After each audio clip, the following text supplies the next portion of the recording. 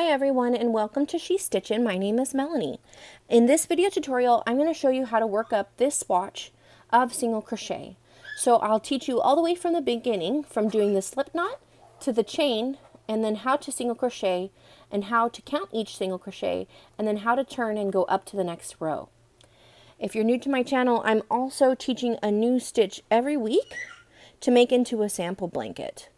So here's one of the other stitches, and this will be your next step after you only learn single crochet. You'll be able to do this stitch here, and this is called the moss stitch if you're looking through my videos.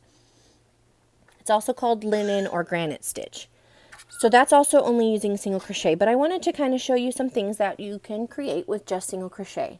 So this is a coaster, and it's using a cotton yarn, which is really great for anything that you're going to need to wash and dry frequently. And it's all single crochet, and it's done in the round. You can see how the spiral kind of works its way out and gets bigger. So that's all single crochet. Another thing that single crochet is often used for is amigurumi, or making stuffed animals. And those are also going to be worked in this spiral that you can see here. So this guy is all single crochet. Sorry for the state of him. My 11-month-old baby really likes to play with him. And this is something I made probably around 15 years ago. It was one of my first amigurumi projects, but you can see how many different shapes you can achieve just from the single crochet. And this year for Christmas, I also made our family a full set of Christmas stockings. And this is also completely used single crochet, and of course this is a much thicker yarn. So in crochet, there's 3 to 4 different basic stitches that most people use in order to create all different types of textures and patterns. So those different stitches are single crochet, half double crochet, and treble crochet. And those are using the American terms. If you find a pattern made somewhere else in the world, they might use different names, but the stitches are all basically the same. So let's go ahead and I'll show you. After this single crochet video, the next step to learning would be a half double crochet. And so this will be our next video in the Absolute Beginner series, and this is the first. So go ahead and pick out your yarn. If you're going to try to do the crochet along with us later, what you're going to want to have is a size 4 yarn. And then to maintain the gauge with us, you're going to want to start with a 4.5 hook. Now, if this is a little bit hard for you to do with a smaller hook, you can go up in hook size. And I always like to use the millimeter measurements on the hook sizes because the letters are a little bit less uniform. So if you want to go up to maybe a 5, that would be a great idea. Just down the road, you'll have to also go up half a millimeter for all of your hook sizes, which might seem like a lot right now. And if you're just starting out, just ignore everything I said. All right, so go ahead and grab your yarn and your 4.5 hook, or the hook that you want to use, and I will meet you at the end of your yarn. So I went ahead and grabbed the label from my yarn. If it's the first time that you're buying yarn, when I say size 4, this is what I'm referring to. So it's going to be a size 4 medium, and that's referring to how thick the yarn is itself, which is very... a size 4 medium is the most standard yarn that I see. So if you see like a Red Heart Super Saver, or this tag itself is from my Karen 1 pounds, which is what my crochet along is out of. That's what most of the normal size yarn that you can find at Walmart, Joann's, or Michael's here in the United States. And I'm using acrylic. But that's up to you. Different fibers are just going to stretch differently. And so you can see here, this is the 5 millimeter hook is what the manufacturer recommends for the yarn, but there is quite a bit of leeway either way. And these dimensions here are just saying the size that you get out of 12 single crochet. So SC is going to be the abbreviation for single crochet that you'll see if you try to read patterns. So this color is the soft sage, which is this my darker teal kind of color, and then this was the pale green. In my crochet along colors. So the first step in crocheting is going to be a slip knot, and that's also one of the most difficult things to do. There's a lot of different techniques to do slip knots, and to be honest, for the first 8 years of my crocheting, I would just tie square knots on the thickest part of my hook because I couldn't master the slip knot technique. But then I found this technique on Tejiendo Peru, which is a Peruvian crochet channel, and it was the easiest for me to do. So let me show that to you. So what you're going to do with your yarn hand, for me is my left hand, you're going to want to make a pointer, or you're going to want to make a peace sign, and then put the yarn in there between your fingers and hold that pretty tight. And then what we're going to do is use your middle finger and your thumb to hold the rest of it. And you're going to want to hold it out like this, kind of flash a gang sign and hold your yarn out like that. And then what we're going to do is we're going to put the hook on top and hold a tension there. So use your pointer finger in the back to hold it on. And then you're going to wrap it around and under so you get the yarn coming over like that. And then you're going to dip your crochet hook under the bottom piece of yarn, and you can see how that's kind of creating that twist there. And then normally what I do is I hold it with my hand here, and then turn your hook a little bit and pull that through. And that's going to be your slip knot, and you can see it's adjustable. And that's the best kind of knot to have for the beginning of your crocheting, so that the tension is a little bit variable, and also these slip knots pull out just like that. So if you're frogging it or ripping it out, which is frogging is a crochet term that a lot of people use, it's the easiest thing to do. So let's go ahead and do that again. So make a peace sign, and then grab it with your ring finger and your thumb. Place your hook on top. Do one loop, or one yarn over on the top, and then rotate your hook down and come back up on top. So you've got two kind of parallel pieces of yarn, and then you're going to want to pull that yarn down from the top. And I normally like to use my fingers to slide it. Some people can do this without moving their left hand, but I kind of struggle with that. So, and there's our fancy slip knot. So once we've got that, we're going to start our chains. One of the most important things about crochet is maintaining the tension. And by that we mean how tight we are holding this. We're playing kind of tug-of-war constantly between our hands. So tension is how hard we're pulling on that yarn and against the hook. So the way that most people change their tension is by holding the yarn on the feeding hand or the yarn hand in different ways. So the way that I like to do it is I put it between my pinky like this, and then I push down with my finger and loop it around once. And then I'm able to control that tug-of-war like this. And then the yarn is also, it's going to start to flow through as you go. So a lot of people hold their yarn differently. I've even seen a lot of people will wrap it around their finger and then let a little bit of yarn out at a time. Is a possibility, but I don't really recommend that because it's kind of a lot of gymnastics. So this is what my yarn hold looks like, but as I said, everybody's different. And it's kind of, once you start here, if you pull it out farther, you're going to have to rewrap your hand. So let's go ahead and start. So I'm going to put my hand like this with my yarn, flip over my hand, then wrap my finger around here like this. And then normally what I do when I'm chaining is I'm going to hold on to this piece right here because there isn't really many other places to grip onto. So just hold on to this piece right here for the first couple chains. So like I said before, you're going to want to be able to turn your hook a little bit like this. So the first thing, the first term you're going to learn is to yarn over. So the yarn is going to come over the hook. If you yarn it under like that, it's going to create a weirder, it's going to start to twist later on.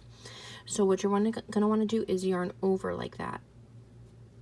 And then we're going to pull, we're going to use that sharp part of the hook to pull the yarn down and through the slip knot loop, the loop of the slip knot. Okay, so let's go ahead and I will do that step with you again, okay? The good thing about crochet is you can always go backwards and take things out very easily.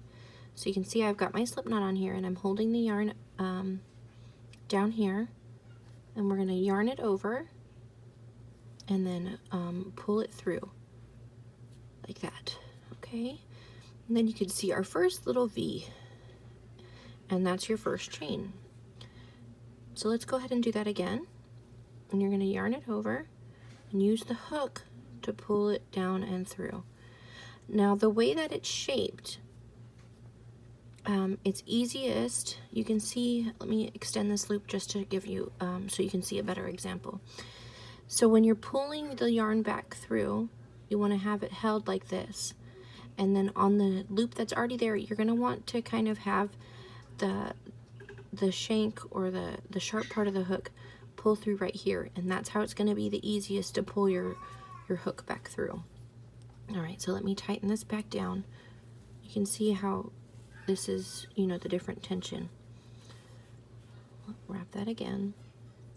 So we're going to yarn over, and then you can see I'm turning my hook to pull it through that V. Okay?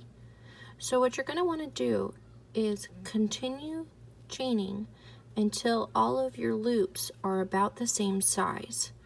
Okay, so that's all going to become different sizes by how tight you're holding the hand in between your fingers on your yarn hand or your feeder hand. So you're going to want to keep doing this until you've got 31 stitches for our little square that we're going to be working up, okay? So I just want to kind of take a pause here, and you can see this loop is pretty big. See how much yarn is used up here, as opposed to my first stitches in the beginning, my first chains in the beginning were really tight. So that's something that you want to work on until you can get that consistency in your hooks. So don't be afraid if your consistency is off, if your tension's off, to just pull it out like this until your tension was consistent again, and then insert your hook into the hole.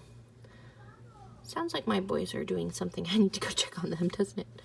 So go ahead and keep on repeating this until you get to 31 stitches. And the way that we're going to count these is by the V's here. So this is 1, 2, 3, 4, 5, 6, 7, 8. Okay? So as you can see, in the beginning, remember I had you holding the yarn here, but as you move up, you're going to want to continuously kind of move your hand up to keep that piece moving through, because if you don't do that, it'll get really weird and spread out like this, right? So you want to continuously be moving that thumb up as you go. All right, so I'm going to go ahead and finish out my chain until I have 31. So why don't you go ahead and do the same? You can pause the video, and don't be ashamed to pull it out and try again. And in crochet terms, we call that frogging, because we're ribbing it out, rip it out. And it also, I don't know if you can hear it, kind of makes like a croaking noise. So go ahead and try that again until you can get your chains to be about the same length, and you have 31 of them. Okay, so now I've got all 31 of my chains, and we're going to start doing the single crochets now. So you can see most of my guys are pretty consistent, and that's going to be the hardest thing about crocheting, is finding your own consistency in your tension, and not pulling this loop too big when you're going, and not keeping it too tight, because then when you go back, you're not going to be able to put your hook through. So when I was taught to crochet originally, I was taught to go into these V's here in the front. This is what most people will call the top of the chain. And one way to do it is to go under both of these V's with your hook. And then your stitches will stack up on top of the chain here. But I have found that that creates my chain to get really tight, and then my work will start to twist. So what I found on Pinterest and a lot of other YouTube tutorials is that if you go onto these back bumps, it might fix all those issues. And for me, it's a lot easier to tell where I'm going to be putting my hook. And when I used to go into the V's, I would also frequently skip chains. So it's a lot easier for me to go into that back bump. So a single crochet is going to be the same height as 2 chains. So when I say height, I mean how tall they stand up and down. So what we're going to do, because it's the same height as 2 chains, we're going to skip those first 2 chains. So 1, 2, and then you go in here to this 3rd bump. So what we're going to do is we're going to just press our hook through, and don't be shy of using your finger to help you. And then we're going to yarn over, which if you're reading a pattern is going to be represented by YO. So that we're going to yarn over and then pull through. So it helps if you turn your hook a little bit to be pointing this way, and then it's easier to pull your work through. So we yarn over and pull through 1 loop. And then we're going to do that. We're going to yarn over, and then we're going to pull through both of these 2 loops. And that is our first single crochet. Of course, I'll do that with you. So you can, I'll do that with you again. But so you can see here, there's a little V created in the front, and around the back you get this little straight line. And so you can see here, that's the little straight line, and then the row on top of that, you can see those little V's. All right, so let's go ahead and do that again. So we're going to find the next bump. You want to make sure for this basic stitch, we're going to put 1 stitch in each chain. So you're going to find that next bump, place your hook through, then yarn over, and pull it through a loop. And now you've got 2 loops on your hook. Then you're going to yarn over again and pull it through both of those loops. Let me go again with you. So you place in the bump, yarn over, pull a loop up. Then you're going to yarn over and pull through 2. So this pattern is just going to be, and what I would recommend for anyone learning, is to just do single crochets all the way across. Now crochet is a little unfair in that this first row going into the chain is probably going to be your hardest row to do. So just try to get through it, and when you get up to that 2nd row, it should be easier. So just go ahead and continue putting your hook in, yarn over, and pull 1 loop through, then yarn over again and pull through 2.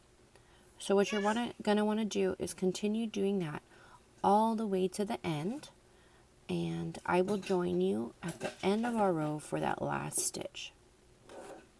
Okay, so now we've come nearly to the end. We've got 2 bumps left, and I want to do those with you. So hopefully your stitches are going to look something like this. They might be a little bit wobbly like they are here, but that's okay as long as the consistency is basically the same. That will be good. And don't be afraid to frog and go back, okay? So now I just wanted to do the last 2 single crochets with you. So you can see here is our slip knot. And we want to make sure that we get into the last 2 bumps. So pull through 1, pull through 2. And place your hook in that last spot.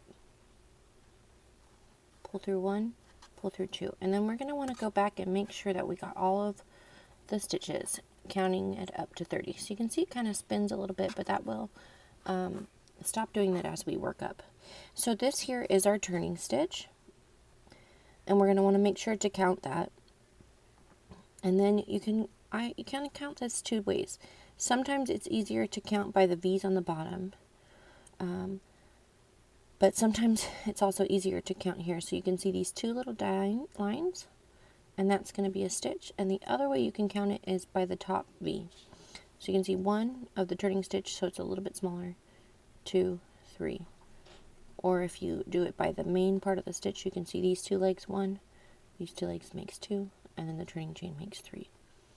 Or the bottom, you can see we have 1, 2, 3 V's. So let's go ahead and count this all the way across just to make sure. 1, 2, 3, 4, 5, 6, 7, 8, 9, 10, 11, 12, 13, 14, 15, 16, 17, 18, 19, 20, 21, 22, 23, 24, 25, 26, 27, 28, 29, and 30. Now, one of the most common things for beginners to do is they either lose or gain stitches on the end. And if you do that, your work will end up losing its shape on the sides. So you can see here that the sides are nice and straight, but if you were to lose stitches, it would start to go in like a triangle.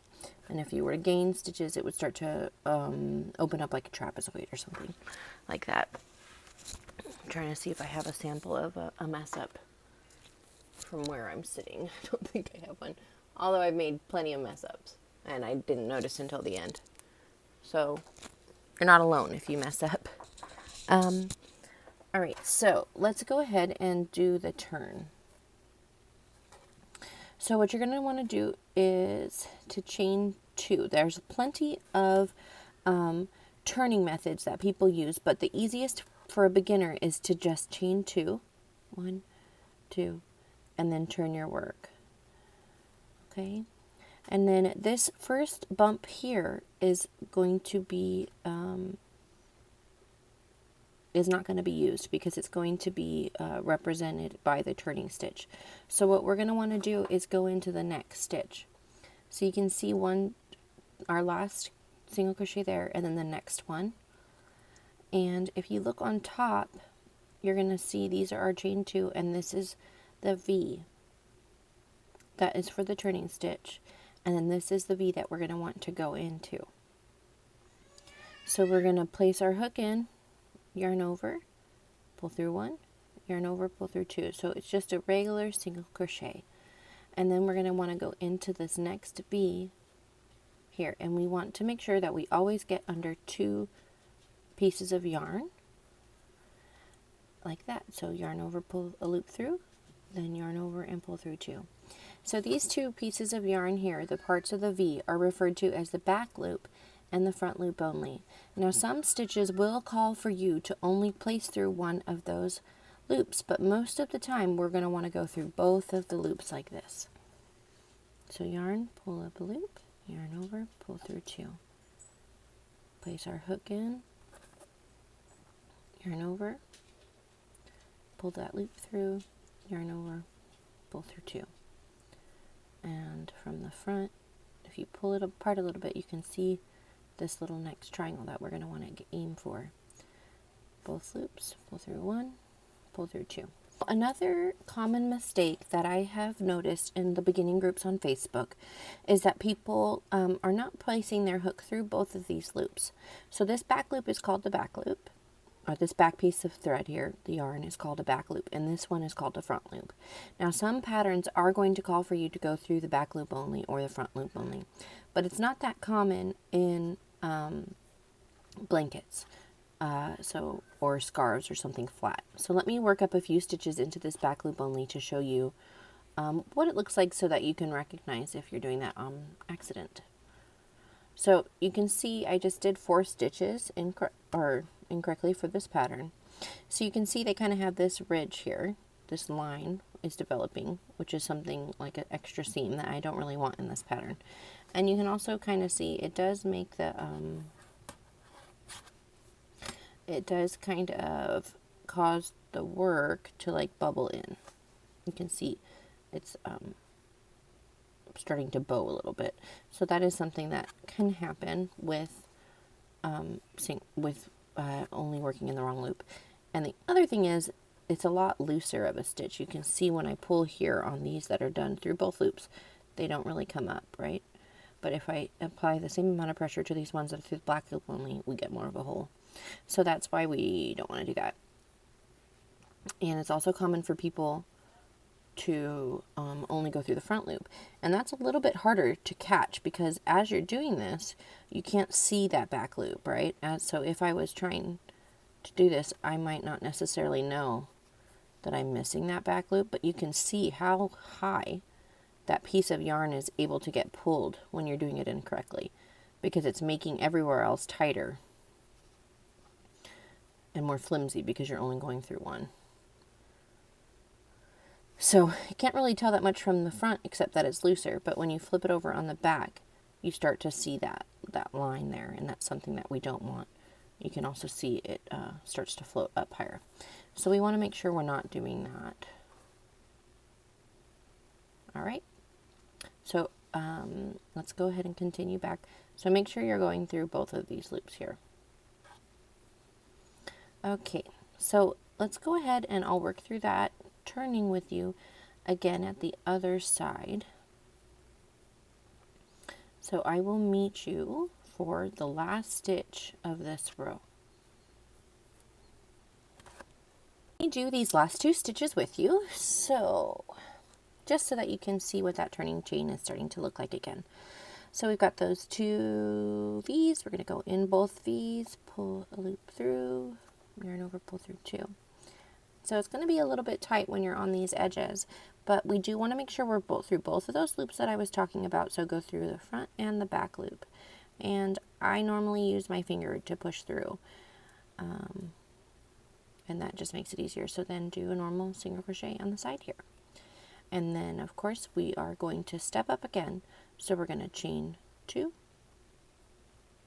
turn our work, and then start stitching away. Pull through one, pull through two. Okay, and then we just keep on going down the row in the same way. Now one thing that's really important, in most of the patterns that you find, they're gonna either say to count the turning chain or not count the turning chain. So in this pattern we would be counting the turning chain. So it's called 30 stitches, but one of the stitches is going to be this little guy on the end, the turning stitch, and that's how we get to the 30. So one thing, the biggest regret that I have about the current crochet along that I'm doing on my channel is I was not the person to start the crochet along. So my squares aren't really squares, they're more rectangles, because the first pattern that we followed, which was hosted by somebody who was unable to continue the crochet along, she stitched differently than me. So her square lined up as a square after this amount of rows, whereas mine does not. So all of my squares now, I have made them not squares. All of my swatches I've made not squares because of that. So if you're just starting, I really would encourage you to continue on until your square makes a square. So the reason why I'm folding the fabric this way, let me move my camera back a little bit, is if you fold your, like doing origami in middle school or whatever, if you fold it and it makes a triangle, two triangles makes a square, right? So I wish if I could start over, I would keep making this taller. But since I've already, the crochet along wasn't started by me, that's why they're not square for my stitches. So every person crochets differently. And that's something I really want to accentuate with you guys. We're all different. We're all perfect in God's eyes. And our crocheting is just going to turn out differently. So if somebody's stitches, or if somebody's gauge is different than yours, it's okay. And some of your stitches might be taller. So, and that all depends really on how you're holding the hook and how high you're pulling this loop, and a whole bunch of, weird factors in the elasticity of yarn and stuff.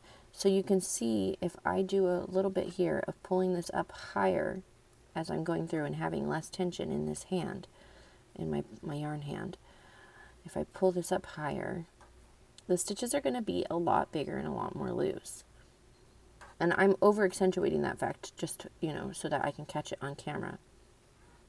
But